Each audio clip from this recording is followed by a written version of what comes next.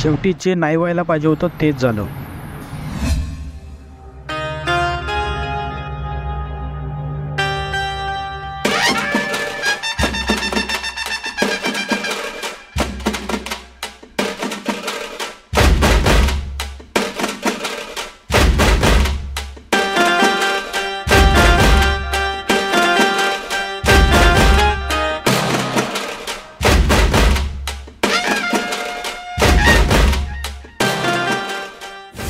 मित्रांनो, मी नुस आपल्या सर्वांचं स्वागत करतो आणखी एका नवीन व्हिडिओमध्ये. आत्ता आपण आहोत महाराष्ट्रातील सर्वात भारी म्हणजे 50 कोटी खर्च करून बांधलेला बसस्थानक म्हणजेच बारामतीच्या बसस्थानकामध्ये.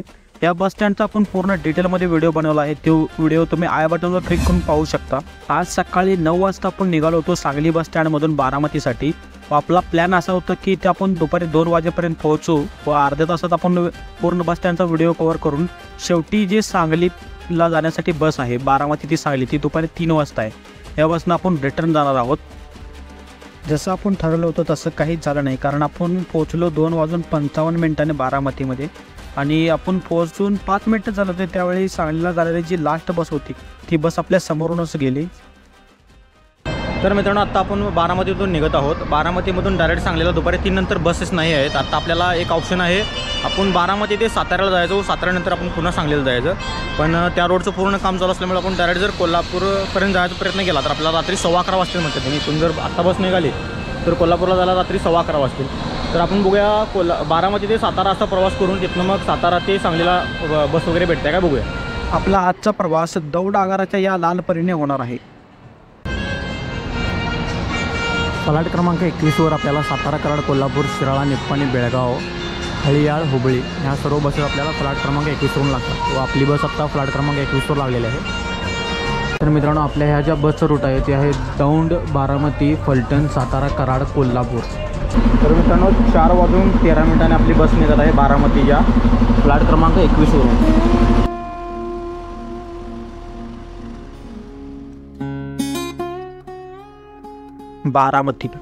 बारामती पुणे जिल्ह्यातील पश्चिम भागात स्थित आहे. याच्या आसपास नीरा नदी वाहते, जी या परिसरासाठी प्रमुख जलस्रोत आहे.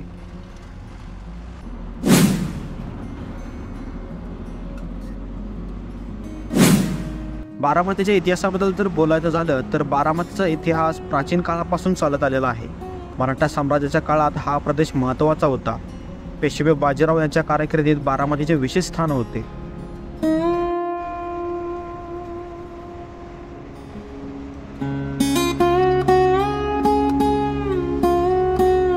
बारामतीत प्रामुख्यात ऊस, गहू, बाजरी, मक्का, सोयाबीन आणि डाळींची शेती केली जाते.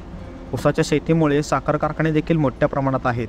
येथे दुधाचा उद्योगही महत्त्वाचा आहे आणि बारामतीचे दूध संघ खूप प्रसिद्ध आहेत. बारामतीत विविध शैक्षणिक संस्था आहेत. विद्याप्रतिष्ठान, स्कूल ऑफ आर्किटेक्चर आणि कृषी विद्यापीठ ही काही महत्त्वाची संस्था आहेत. पर्यटन स्थळाच्या बाबतीत जर बोललं तर बारामतीमधील विविध धार्मिक आणि ऐतिहासिक स्थळे आहेत. सोमेश्वर मंदिर, माळेगाव धरण आणि विठ्ठल रुक्माई मंदिर येथे प्रमुख पर्यटन स्थळे आहेत. बारामतीत आपल्या समृद्ध आणि सांस्कृतिक वारशासाठी आणि आधुनिक विकासासाठी ओळखले जाते. नीरा नदी पुणे जिल्ह्यातील भोर तालुक्यातील शिरगाव तालुका भोर गावाजवळील नीरावावी या नावाची पांडवकालीन कुंड आहे. त्या कुंडाच्या गौमुखातून नीरा नदीचा उगम होतो व हीच नीरा पुढे पुणे, सातारा, सोलापूर जिल्ह्यातून वाहते.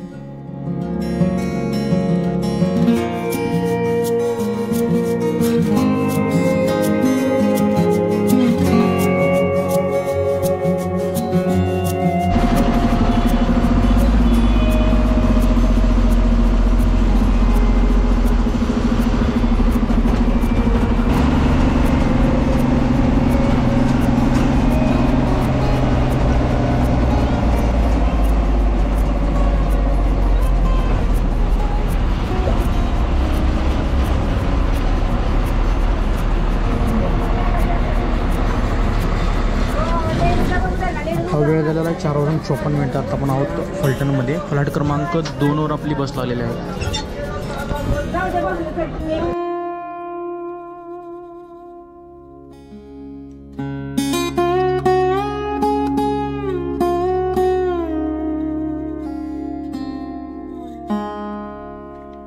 फलटण सातारा जिल्ह्यातील पश्चिम भागात स्थित आहे.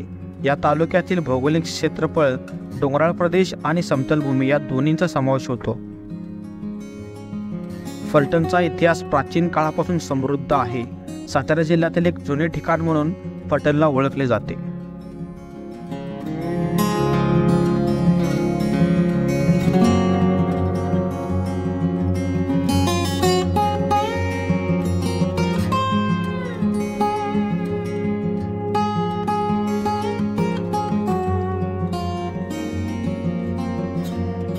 शेती आणि उद्योगधंदे. फलटण तालुक्यातील प्रामुख्यात ऊस, ज्वारी, बाजरी, गहू आणि डाळीची शेती केली जाते. याशिवाय फळबागांचाही मोठ्या प्रमाणात लागवड केली जाते. औद्योगिकदृष्ट्या येथे विविध लघु उद्योग आणि साखर कारखाने आहेत. फलटण तालुक्यात अनेक शैक्षणिक संस्था आहेत. येथील महाविद्यालये आणि शाळा विद्यार्थ्यांना उच्च दर्जाचे शिक्षण देतात. पर्यटन स्थळे. पर्यटनामध्ये काही महत्त्वाची धार्मिक आणि ऐतिहासिक स्थळे आहेत. श्री भैरवनाथ मंदिर, श्री महादेव मंदिर आणि चैतन्य कानिफनाथ मंदिर येथे प्रमुख पर्यटन स्थळ आहेत. याशिवाय निंबाळकर वाडा ही एक ऐतिहासिक वास्तू आहे.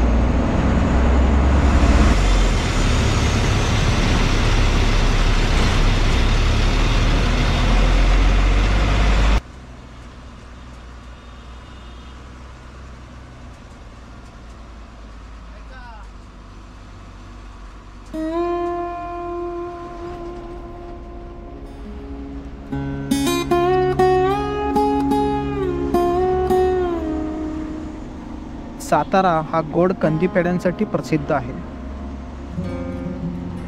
सातारा हा प्रसिद्ध अजिंक्यतारा किल्ल्याच्या पायथ्याशी आहे. साताऱ्यात छत्रपती शिवाजी महाराजांची एक अनोखी मूर्ती पवई नाका येथे कॅनॉनजवळ उभी आहे. तसेच साताऱ्याला कास पठार आणि फ्लॉवर पठार आता एक जागतिक नैसर्गिक वारसा म्हणून ओळखला जातो. शहराच्या मध्यभागी साताऱ्यात 2 राजवाडे आहेत. जुना पॅलेस, जुना राजवाडा आणि न्यू पॅलेस, नवा राजवाडा.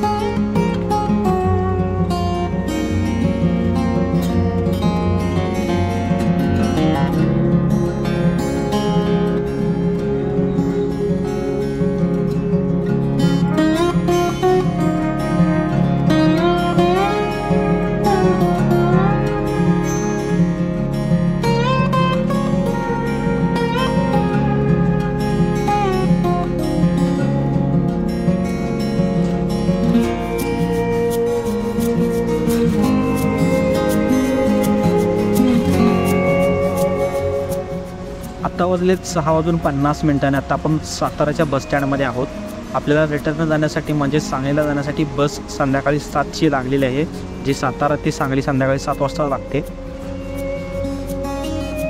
तर मित्रांनो, नक्की कमेंट करून सांगा तुम्हाला हा व्हिडिओ कसा वाटला आणि तुम्ही हा व्हिडिओ कुठून बघत आहात.